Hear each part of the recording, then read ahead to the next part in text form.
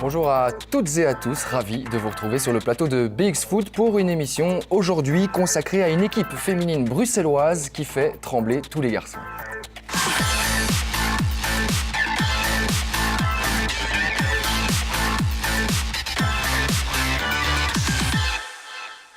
Et pour nous parler de cette équipe féminine qui bat tous les records actuellement, on accueille son entraîneur Maxime Debroyer qui est accompagné de l'une de ses joueuses, Lina Olani. Merci à vous deux d'être parmi nous aujourd'hui. Et vous êtes venus avec le manager de la section féminine du Sporting d'Anderlecht, Patrick Wachel. Bonjour à tous les trois, merci beaucoup. Bonjour. On va commencer cette émission avec Maxime Debroyer. Vous êtes l'entraîneur des U14 du Sporting d'Anderlecht. Alors c'est une équipe féminine qui évolue chez les U14 ACFF, c'est-à-dire avec des garçons. Vous êtes dans une série masculine et le moins qu'on puisse dire c'est que votre saison et l'histoire de votre équipe se passent plutôt bien. On peut dire ça. Ça a commencé il y a 1 an et demi, donc voilà. On avait le projet de jouer contre des filles, mais dans la culture d'Anderlecht, c'est de toujours voir un petit peu plus haut. Et l'idée de jouer contre des garçons est venue naturellement, et il n'y a que comme ça qu'on peut apprendre le mieux. C'est ça, ça pousse vos filles à faire encore mieux, à se dépasser. Mais il faut se surpasser déjà physiquement. Il faut mettre en place une structure d'équipe fluide, une tactique correcte pour pouvoir s'imposer face aux garçons, parce que c'est pas facile. Mais pour l'instant, ça se passe très bien. Bah oui, c'est ça que j'allais dire, ça se passe plutôt bien. Vous gagnez quasiment la grande majorité de vos rencontres. Alors en tant qu'entraîneur d'une équipe qui tourne à plein régime comme ça, est-ce que le plus difficile, c'est pas finalement de faire en sorte de garder ces joueuses motivées ? On doit l'être tout le temps en fait, parce que les gens ne jouent pas que contre des filles, parce que les garçons ont horreur de perdre contre les filles, mais c'est surtout ils jouent contre le Sporting d'Anderlecht, donc chaque semaine on doit se remettre en question. On ne peut pas faire un non-match. Parce qu'il y a l'image de marque du Sporting d'Anderlecht derrière. Déjà ça, mais on doit chaque ballon, chaque minute, on doit se surpasser pour garder la tête haute. Lina, on va un peu parler de toi maintenant. Tu joues dans cette équipe depuis combien de temps et à quel poste ? Ça fait environ 2 ans et je joue plutôt back gauche et back droit. Et tu fais du football depuis combien de temps ? 6 ans et demi. Et ça t'est venu comment cette envie de te lancer dans le football ? Je voyais beaucoup mon grand frère jouer au foot et j'aimais bien comment il jouait. Et du coup, du jour au lendemain, je commençais à toucher un peu plus le ballon. Et après un moment, le président est venu me demander si je voulais faire un entraînement. Et après, il a dit à mon papa, mets-la au club. Est-ce que ça te plaît de jouer face à des garçons week-end après week-end ou toi, tu aimerais avoir un championnat uniquement féminin ? Non, moi j'aime bien jouer contre des garçons, ça nous apprend plus pour être physique. Allez, c'est plus costaud. Et c'est voilà. une belle manière de s'améliorer, peut-être plus rapidement aussi, c'est ce que ton entraîneur vient nous dire. Patrick Wachel, vous êtes le manager de la section féminine du Sporting d'Anderlecht. Alors expliquez-nous un petit peu brièvement quel est votre rôle au sein du club.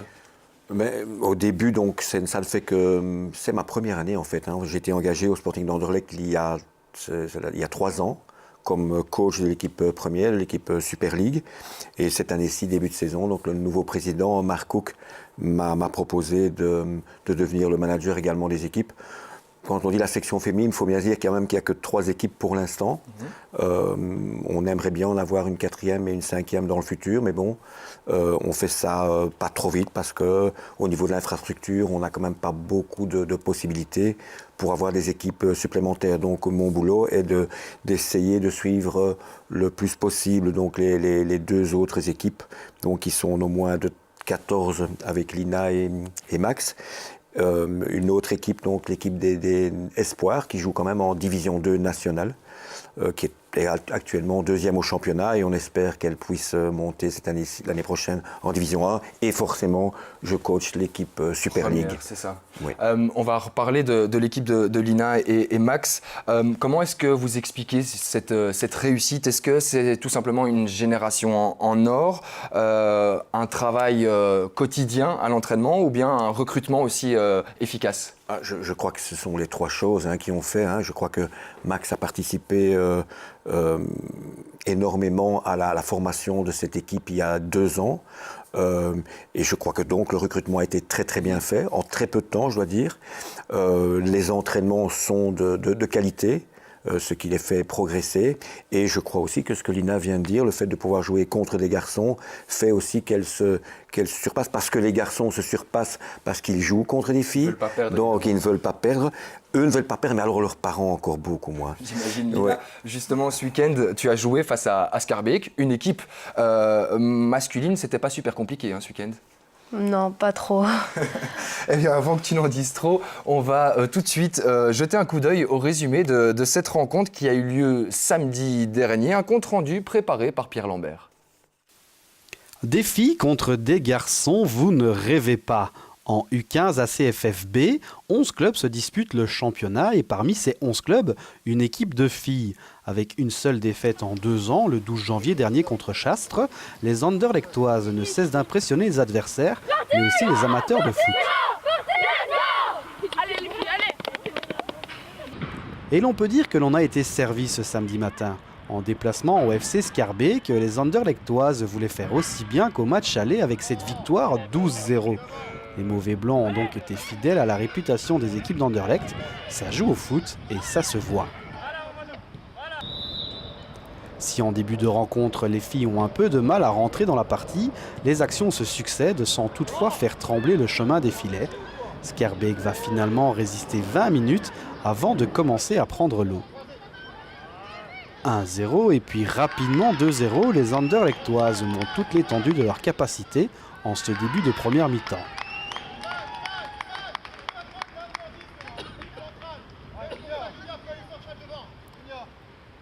Et puis quand elles se font surprendre, les filles peuvent aussi compter sur leur dernier rempart pour ne pas encaisser. Levez la tête, jouer en 1-2. On l'a déjà fait 10 fois. C'est 2-0 à la mi-temps, le temps pour le coach d'évoquer la tactique de la seconde période. Une seconde période qui recommence comme la première, les filles ont le pied sur le ballon et font tourner la tête des garçons. Schaerbeek reste dans sa partie de terrain et va finalement encore prendre 3 buts dans ses 45 dernières minutes. Avec un score final de 5-0, les filles d'Anderlecht ont montré qu'elles méritent bien la seconde place au championnat, mais aussi qu'elles n'ont rien à envier à leurs homologues masculins. Lina, comment est-ce que tu expliques cette différence de niveau entre Schaerbeek ici, mais tout au long de la saison finalement, entre vous et les équipes que tu affrontes? C'est quoi? C'est beaucoup d'entraînement, de l'abnégation, de la volonté. Tu t'entraînes combien de fois par semaine? Nous nous entraînons 3 fois par semaine et un match. Et est-ce que tu crois que les adversaires, de temps en temps, vous sous-estiment en voyant arriver une équipe féminine débarquer? Est-ce qu'ils se disent « Ah, c'est des filles, ça va être facile » Exactement. Des fois, ils viennent les mains dans les poches, comme coach le dit. Et il ne faut pas se laisser faire et continuer à jouer. Maxime, c'est vrai que franchement, ce qui est frappant dans le résumé qu'on vient de voir, c'est la qualité technique de vos joueuses qui est vraiment un cran au-dessus par rapport aux adversaires. On ne va pas se mentir, on a la chance aussi de pouvoir recruter des filles qui ont déjà des qualités techniques. On recrute que sur ça, on va dire, au départ. Et puis on les travaille physiquement, on les travaille mentalement. Voilà. Donc on a la chance de pouvoir avoir une bonne formation, un bon recrutement. Donc entre les 15 et 20 filles qu'on a, on a des filles de qualité. Donc, et des infrastructures de qualité, parce qu'il faut rappeler que vous vous entraînez à Nerpede. Oui, voilà, donc il y a pire, comme on dit. On a la possibilité d'avoir la bulle assez rapidement, quand on le souhaite en fait, parce que dès qu'il fait mauvais, on peut y aller.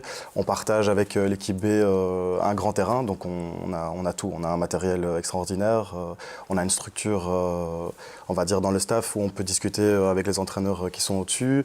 On a des conseils de Patrick Wachel aussi régulièrement, 3-4 fois semaine. Donc il y a une proximité dans le staff qui nous permet d'avancer, quoi. Lina, on a écouté ton avis sur la rencontre. Place maintenant à l'une de tes coéquipières. C'est Nisrine Ben Salah qui a répondu aux questions de Pierre Lambert. On est content de la victoire aujourd'hui? C'est pas un peu trop embêtant de gagner comme ça tout le temps facilement? Non, pas du tout. C'est bien, vu qu'on joue contre les garçons. Et normalement, on se dit que les filles perdent contre les garçons et nous, non. Parce qu'on a la rage et on a envie de gagner. Ça fait un peu plaisir de gagner contre des garçons, non? Surtout qu'à la récré, ils doivent vous charrier. Oui, tout à fait. C'est bien. Quand tu dis que tu fais du foot et que tu bats les garçons le week-end, qu'est-ce qui se passe autour de toi? Qu'est-ce qu'on dit? Qu'est-ce que les jeunes y racontent? Ils ne croient pas. Ils disent que c'est pas vrai, les filles sont pas fortes, ils sont pas faites pour le foot et qu'ils sont nuls. Voilà. Et toi, tu leur réponds quoi alors? Je leur dis non, les filles ils sont pas au même niveau que les garçons, mais bon, ça commence, maintenant ça va. de filles qui savent bien jouer. T'as voulu jouer au foot, pourquoi tu t'es dit c'est grâce au Diable Rouge ou c'est grâce au Red Flames ça? C'est grâce au Diable Rouge. J'ai toujours voulu jouer avec les garçons, mais bon, avec les filles, c'est pareil. Patrick, on sent une véritable culture de la gagne dans cette équipe et de manière générale aussi dans le club du Sporting d'Anderlecht. Est-ce que c'est ça la clé de la réussite finalement? Ouais, c'est une partie de la clé de la réussite. C'est certain que les qualités de technique sont aussi, certainement aussi importantes, mais le fait de former, d'inculquer à nos jeunes qu'elles aient toujours cette, je dis elles parce que ce sont des filles bien sûr, qu'elles aient toujours envie de gagner, c'est important. Et ça se passe aussi bien au niveau de notre équipe de 15 ans, de notre équipe de 19, que de l'équipe première. C'est la même chose, l'envie est la même. Et je peux même dire que depuis quelques temps, donc les plus jeunes viennent voir le vendredi soir notre équipe première, ce qui nous fait toujours plaisir, bien sûr. Maxime, on l'a entendu dans le sujet de Pierre, une seule défaite en 2 ans, c'était récemment en début d'année face à Chastres. Comment est-ce que vos joueuses ont réagi après une défaite alors qu'elles n'étaient pas habituées finalement à perdre? Elles ont été piquées à vif dans leur ego, hein, on va dire. Elles ont été surprises aussi, parce que Chastres est une équipe, c'était moitié U13, moitié U14, donc tous des petits gabarits. Je pense qu'il y avait un petit peu de suffisance. Au début du match, on les a laissés rentrer en confiance. C'est ce que j'allais dire. Est-ce que finalement, quand on ne gagne pas tous les week-ends comme ça avec des scores, comme on vient de voir, de 5-0, le plus grand danger, c'est de faire preuve de cette suffisance? Voilà, mais c'était rare, mais ça, voilà, depuis quelques semaines, on avait un petit peu perdu cette flamme de vouloir marquer 3-4 goals de plus comme on faisait avant. Et voilà, ça s'est retourné contre nous il y a 3 semaines, mais c'est pas grave, on retourne au travail. Voilà. C'est surtout un travail mental à ce moment-là. Hein, ça t'a servi de leçon, ça justement, en tant que joueuse? Ouais. De prendre tes adversaires, peu importe les résultats passés, il faut les prendre vraiment au sérieux, semaine après semaine? Bah oui, même si on perd, on peut se rattraper en gagnant des autres matchs. Et il faut y rester y croire. On va maintenant écouter les propos du team manager de cette équipe. C'est Michel Debroyer, toujours au micro de Pierre Lambert. Oui, une victoire, effectivement. Enfin, il faut rester humble, hein, c'est pas toujours aussi facile. Quoique pendant 10 minutes, un quart d'heure, on n'a quand même pas. Bon, on ne s'est pas promené non plus. Mais effectivement, c'est une très très belle équipe, une très belle génération en tout cas, oui. Au vu des résultats depuis 2 ans, est-ce qu'on n'a pas l'impression qu'on s'embête parfois un peu dans ce championnat? Non, parce qu'il faut respecter les équipes adverses. Mais c'est vrai qu'on pourrait éventuellement jouer, pour moi, dans une série un peu plus difficile, oui, effectivement. En général, en début de match, on a souvent des réactions de certaines personnes ou même des joueurs qui disent « Oh, on va jouer contre des coachs, on va jouer contre des filles, on va gagner. » Bon. Et puis, en général, après, à la fin du match, c'est un autre discours, bien entendu. Non, mais c'est très, très agréable, en tout cas, de s'occuper d'équipes féminines. Je dirais qu'elles sont sans doute plus sincères sur le terrain. On ne cherche pas à tomber, à avoir des pénaltys. On joue. Et on prend des coups, on se blesse parfois, mais je pense qu'il y a oui, plus d'honnêteté, je veux dire, par rapport à. Oh, je critique pas les garçons, bien entendu, mais je pense que les filles sont plus volontaires, sans doute. Oui.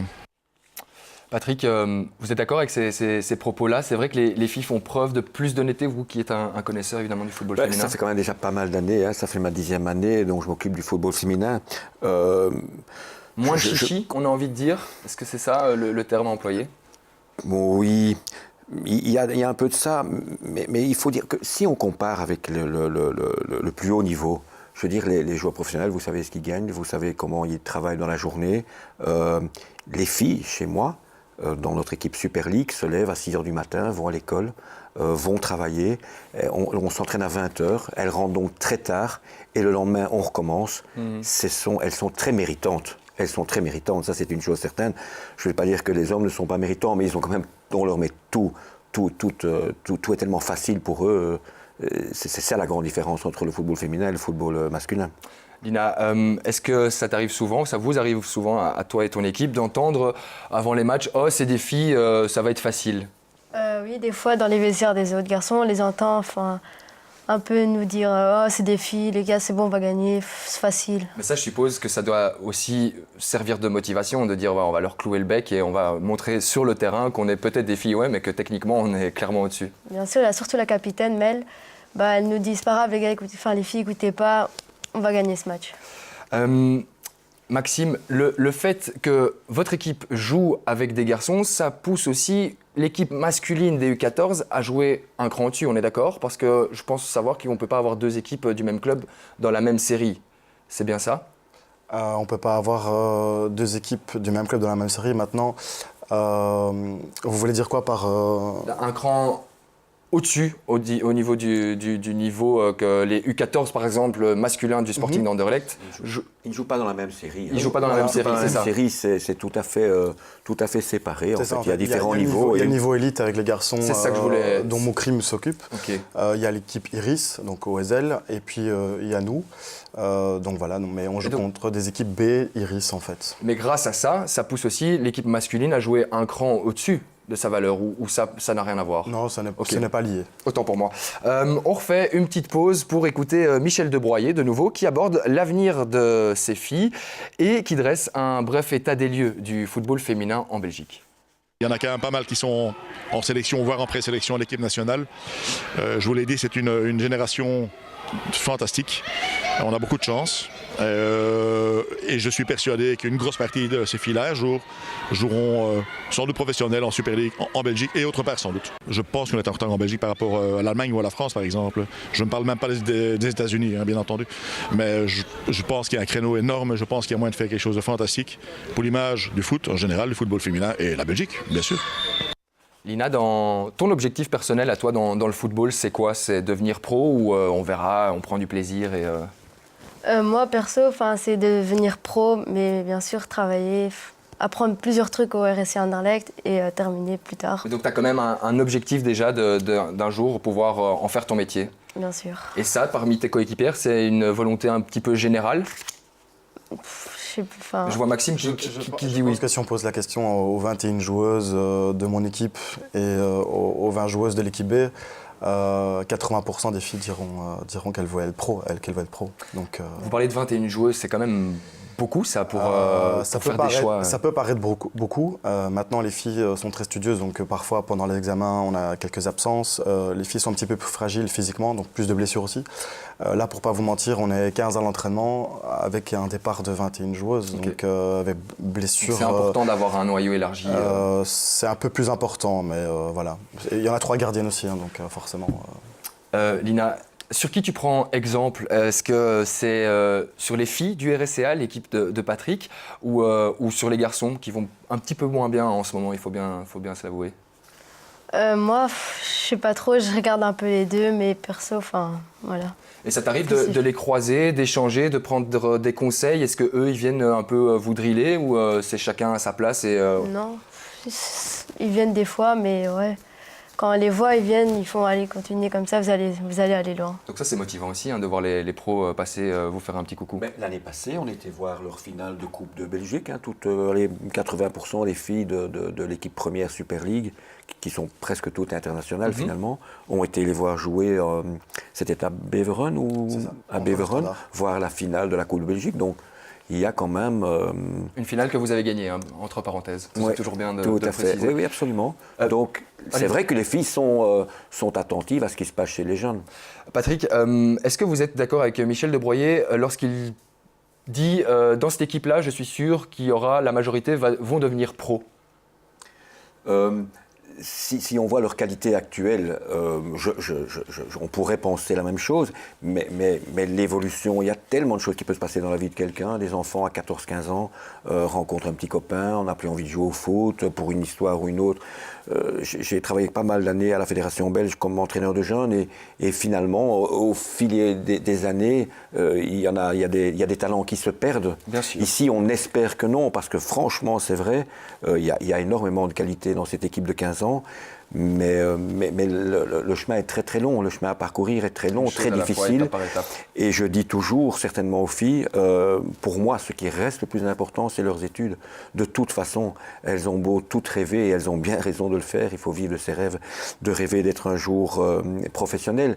Mais je veux dire, il y a tellement peu qui peuvent y arriver. Je dis, pour moi, je protège toujours l'aspect scolaire. Je dis toujours que ça reste pour moi le plus important. Bah écoutez, on va se dire au revoir là-dessus. On va vous souhaiter bonne chance parce que vous affrontez, que je ne dise pas de bêtises, le Léo le week-end prochain. Vous aviez fait 3-3 à l'aller, ils sont premiers avec 3 points d'avance. On vous souhaite donc très très bonne chance. On est obligé de rendre l'antenne. Merci beaucoup d'être venu donc.